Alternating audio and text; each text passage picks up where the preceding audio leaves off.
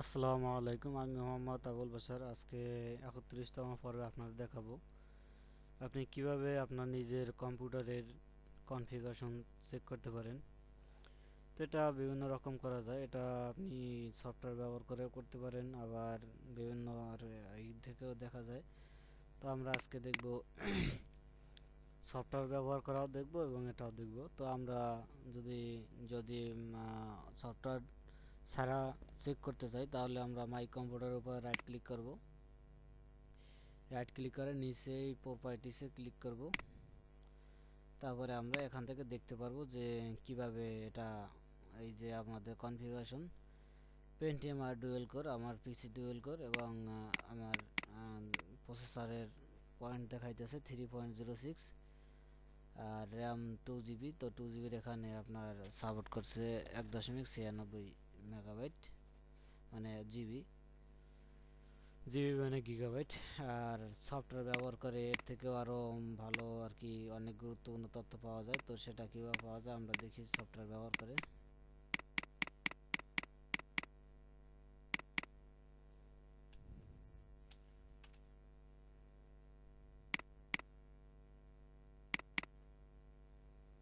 আমরা এই সফটওয়্যারটি ব্যবহার করে দেখব। সফটওয়্যারটি ওপেন হলো। এবারে দেখা যাবে এখানে প্রসেসরের ডিটেলস, আপনার প্রসেসরের যে ডিটেলস থাকবে তা এখানে দেখা যাবে। এবারে আপনার ক্লকস আরও বিভিন্নটা আপনি দেখতে পাবেন। সফটওয়্যারটি সোর্স ফাইলের সাথে দেওয়ার চেষ্টা করব। যদি ভুল ক্রমে না দিয়ে থাকি তাহলে আমাদের সাথে যোগাযোগ করবেন, আমরা আপনাদের সাথে শেয়ার করার চেষ্টা করব। এই সফটওয়্যারটিতে মাধ্যমে আমরা দেখলাম এটা। এবারে আরও সফটওয়্যার, আর একটা সফটওয়্যার আছে, আমরা দেখি সেই সফটওয়্যারটা কিসের। সেট আপ দিতে হবে, তো আমরা একটু সেট আপ করে দেখি। ওটা পোর্টেবল ছিল, এই জন্য ইনস্টলের প্রয়োজন পড়ে নাই। তো এটা পোর্টেবল না, এটা ইনস্টলের প্রয়োজন। তো আমরা ইনস্টল করতেছি। ইনস্টল শেষ, এখন সফটওয়্যারটি ওপেন হবে।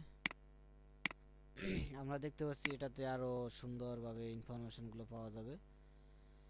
তো এই যে অপারেটিং সিস্টেম আমি কি ব্যবহার করতেছি সেটা এমএস মানে Microsoft Windows XP professional 32 bit service pack 3, সিপিউর বিস্তারিত, র্যামের বিস্তারিত, মাদারবোর্ডের বিস্তারিত, গিগাবাইট, এবারে হার্ড ডিস্কের বিস্তারিত।